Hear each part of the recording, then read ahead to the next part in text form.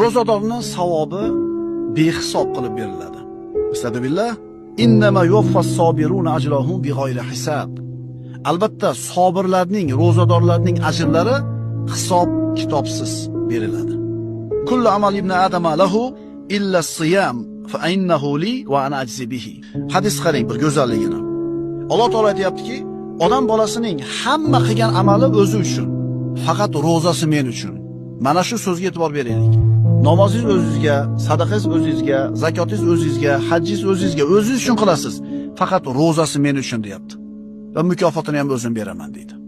Aytdi-ku, hech kim ko'rmaydi-da bu ro'zadorligingizni. Hech kim bilmaydi-da. Payg'ambarimiz boshqa hadisda marhamat qiladilar. Muhammadning joni qo'lida bo'lgan zotga qasamki, ya'ni Allohga qasamki, ro'zadorning og'zidagi hid Alloh uchun qiyomat kunida mushrining hididan ko'ra xushbo'yroq bo'ladi. Bo'lmasam, ro'zador odam ovqat yemaydi, suv ichmaydi, og'zidan noxush hid kelib qoladi.